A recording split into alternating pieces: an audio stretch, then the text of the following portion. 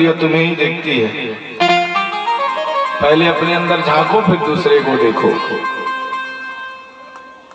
तो प्राणी मात्र अहंकार में डूबा।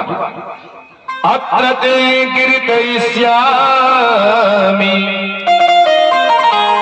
इतिहासं पुरातन यस्य श्रवण मात्रेण पापहानि प्रजायते।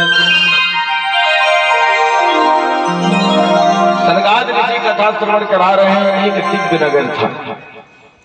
जैसे देखिए ये हरैया है ना, ये भी एक दिव्य नगर हो गया है।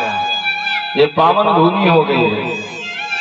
किसी भी जगह का अगर आप किसी भी शब्द के साथ अगर अच्छे शब्द को लगाते हैं ना, तो वहां उस स्थान का प्रभाव बढ़ जाता है।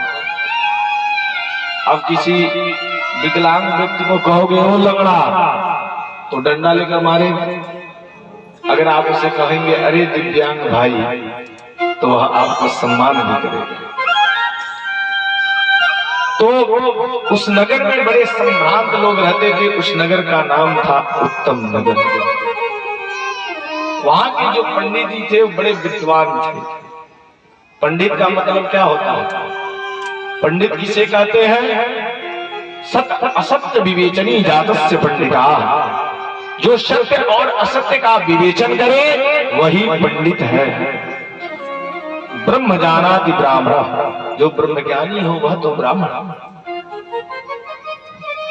और पापा जातस्य इति खंड, जो पाप का एक भाग है वही तो पाखंड है। पाखंड किसे कहते हैं? जो पाप का एक भाग हो भाई हो वही पाखंड है। पंडित जी बड़े विद्वान थे, वेद के ब्राह्मण, और विद्वान को परखने में समय नहीं लगता है, बस थोड़ा समय लगता है। लेकिन पंडित जी के पास सब कुछ था, लेकिन कोई खाने वाला ही नहीं था। अब आपके पास काजू किशमिश बादाम सारी व्यवस्थाएं रखी हो और आपको डॉक्टर कह दे आपको तो शुगर हो गया है, अब चलो सूखी रोटी खाओ और मूंग का दाल खाओ। कलाकंद की मिठाई आपके सामने रख दी जाए और आपको शुगर हो गया, तो आप क्या सोचोगे? काश मुझे शुगर नहीं हुआ होता तो मैं कलाकंद की मिठाई नहीं खाता। अपने प्रोडक्ट